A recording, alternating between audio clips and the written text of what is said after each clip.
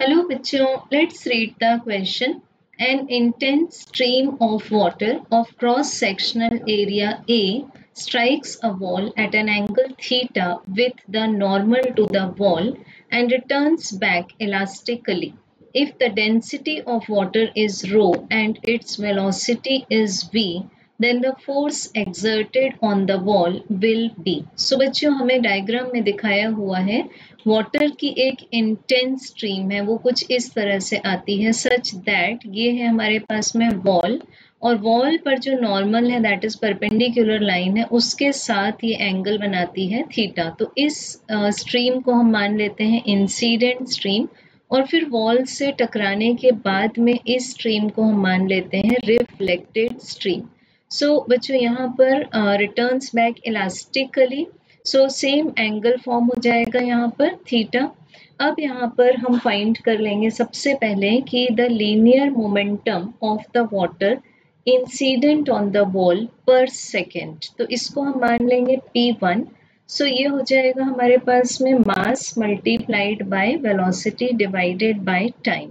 अब बच्चों मास को हम लिख सकते हैं mass is equal to density multiplied by volume. So density हमें given है, density of water is rho.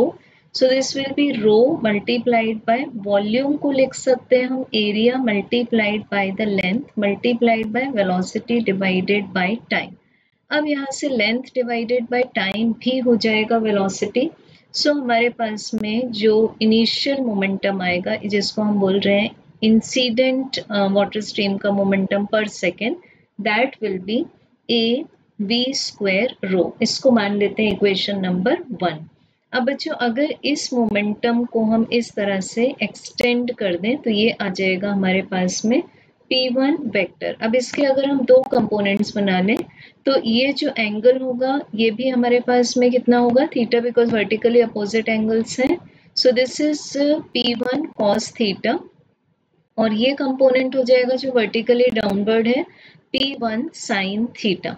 अब बच्चों जब हम रिफ्लेक्टेड कंपोनेंट को ऑब्जर्व करेंगे, ये रिफ्लेक्टेड कंपोनेंट है तो इसको भी हम रिफ्लेक्टेड मोमेंटम है तो इसको भी हम दो कंपोनेंट्स में ब्रेक कर देंगे। तो ये जो हमारे पास में हॉरिजॉन्टल कंपोनेंट है, अगर इस मोमेंटम को हम मान लें P2 मोमेंटम पर सेकेंड को, तो this will be the momentum multiplied by cos theta और ये आ जाएगा हमारे पास जो अगेन वर्टिकली डाउनवर्ड है, this will be momentum multiplied by sin theta.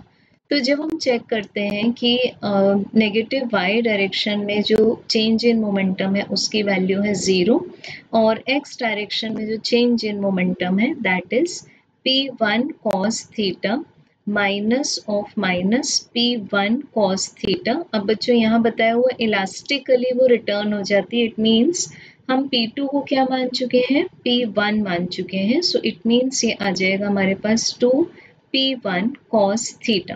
अब P1 की वैल्यू इक्वेशन 1 से पुट करेंगे, सो ये आ जाएगा हमारे पास 2AV square rho multiplied by cos theta. So correct answer for the force exerted on the wall, because ये क्या है मोमेंटम का रेट चेंज है तो न्यूटन सेकेंड लॉ से ये क्या हो जाएगा force on the wall by the water stream हो जाएगा। So correct answer will be option B. Thank you.